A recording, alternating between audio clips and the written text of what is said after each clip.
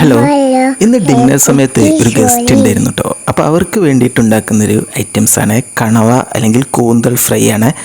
അപ്പോൾ അതിനായിട്ട് നമുക്ക് കണവ ആദ്യം തന്നെ നന്നായിട്ട് ക്ലീനാക്കി എടുക്കണം. കണവ ക്ലീനാക്കി എടുക്കുന്ന സമയത്ത് മുറിച്ചൊക്കെ കഴിഞ്ഞ് നമ്മളത് ഉപ്പ് കൂട്ടി നന്നായിട്ട് തിരുമ്മിയെടുത്ത് ആ ഒരു രീതിയിൽ വേണം കഴുകിയെടുക്കാൻ. ഇനി നമുക്ക് ഇഞ്ചി, വെളുത്തുള്ളി, കുറച്ച് ചെറിയ ഉള്ളി ചതച്ചത്, ഇനി നമുക്ക് ആവശ്യത്തിനുള്ള മഞ്ഞൾപ്പൊടി, മല്ലിപ്പൊടി, മുളക് പൊടി, എരിവുള്ള മുളക് പൊടി ചേർത്ത് കൊടുക്കണം കേട്ടോ. അപ്പോൾ അതെല്ലാം കൂടി ചേർത്ത് ആവശ്യത്തിനുള്ള ഉപ്പും കൂടി ചേർത്ത് കൊടുത്തിട്ട് നന്നായിട്ട് കൈകൊണ്ട് കുഴച്ചെടുക്കുക.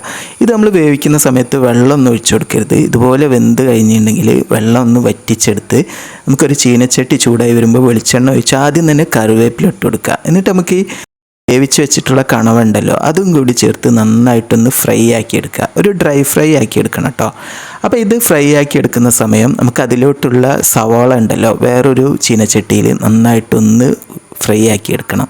ഒരു ഗോൾഡൻ കളറിലായി കിട്ടുന്നത് വരെ വേണം കേട്ടോ നമ്മൾ ഇതിനെ വേവിച്ചെടുക്കാനായിട്ട്. അപ്പോൾ ഇതാ കണവ നന്നായിട്ട് ഫ്രൈ ആയിട്ട് കിട്ടിയിട്ടുണ്ട് കേട്ടോ.